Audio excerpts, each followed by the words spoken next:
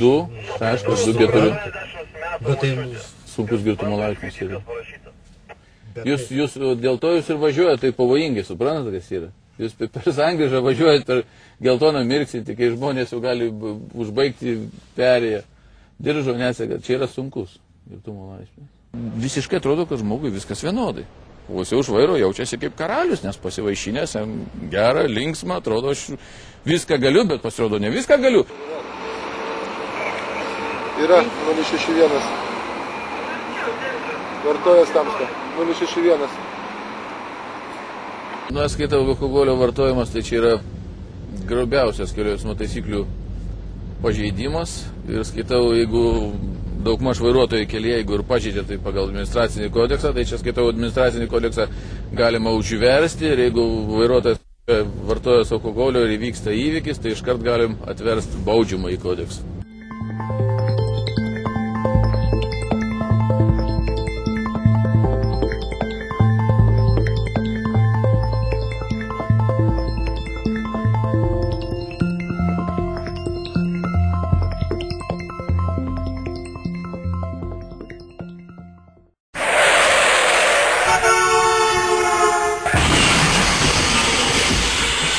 Nežinau, koks turėjo būti greitis, kad automobilis taip apsiviniotų aplink medį.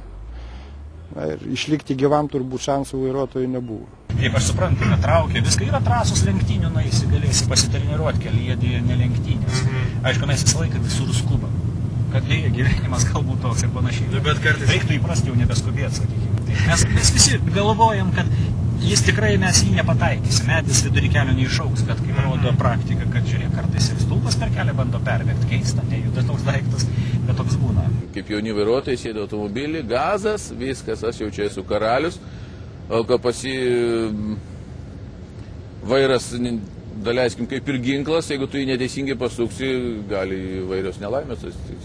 Paslaptis ne paslaptis, būna greitį viršyje ir vienas, ir kaip sakai, kad išlaikęs teisės, nu vėl negali sakyti, kad visai be patirties, taip, bet ir vienas viršyje greitį, ir kitas viršyje greitį. Bet tai tas, kuris turi tos patirties, jis sugeba vertinti tą situaciją, bet pamato pėstysis ten, va, kažkas stovi. Taip, jisai galbūt, jeigu jis padarė kažkoks pėstysis netikėtą judesį, ne, jis jį pastebėjo, jisai gazą atleido, ne, taip, o kitas, kuris neturi tos patirties, jis ir važiuoja, jis pamato tada, kada jau tas pėstysis jiems stovi, įgaudo vidury kelio išskėsto rankos, ne. Labą dieną, patrulių rinktinė. Specialistas Ločeris, jūs viršijot leistiną greitį mieste, kada galima važiuoti 50. Va, jūsų greitis 71, va laikas 0054. Jūs esate užfiksuotas išvažiuojančio tarnybinio automobilio.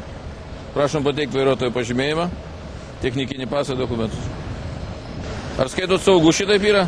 Nesaugu, nežiūrėjau į spidometrą. Labai nesaugu. Mato, čia yra prekybos centrai, netoli mokykla, vaikučiai perėjos, viską turėtumėt dar lėtinti greitį. Kol vairuotojų sąmonė nepasieks tokio lygio, kad jie suvoktų, ką jie daro, geriausios techninės sąlygos, geriausias policijos darbas nieko nepadės.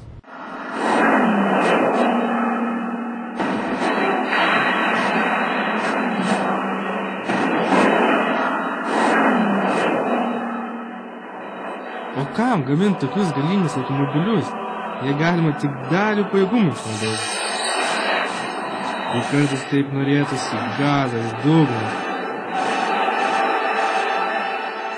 Tik turi kelias. Jauti, kaip susilieji su mašina, kaip iš golfuko tampa Bugatti. Kelias susiaurėjęs kilometras iki galo, tiek mane čia matė. Tu sapnuoji, neprisimeni, raudona šviesa, aфиgenai, sankryža, aфиgenai, tu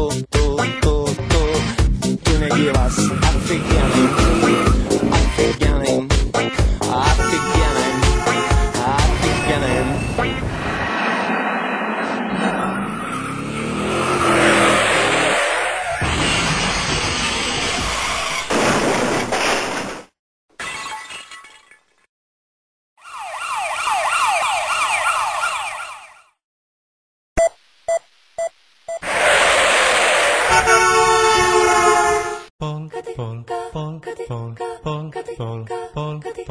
Nuokurista kuuluu se polokan tahti, jalkani pohtii kutkutti. olevan äitinsä tyttönsä vahti, vaan kyllähän Eeva se juttutti. Sillä ei meitä silloin kiellot haittaa, kun me tanssimme laijasta laitaa. Salivili hipput, tupput, tapput, äppyt, tipput hiljalleen. Labą dieną, pareigūnas. Labą dieną. Aš čia pas jumis kiek seniai su tokiu klausimu. Klausau jūsų. Žinot, vakar teises nesilaikiau.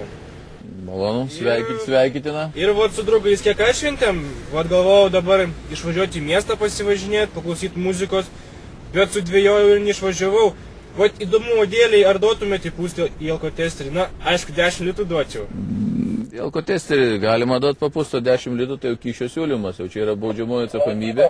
Bet kaip jauna vairuotoja, man atrodo, mes įspėsim šito klausimu, o taip jau pačio kaip pagirtina, kad norėtum pasibandyti alkotesteriu, o ne išbandyti savo jėgas kelyje. Nu va, galvoja, to žiūrėsim, kas čia bus. Prašau. 084 būtų lengvas girtumo laipsnis, jeigu pats vairuotume automobilį. Ir kas numatoma arba teisės atimimas, arba bauda. Tai pagirtina pačio, kad pats prieėjai, nepabijojai policijos pareigūnų, paputėjai ir matom, kad negali pats vairuoti šiandieną. Jauna karta, jeigu taip auga ir nori bendrauti su policijos pareigūnais, tai čia tik labai gražu.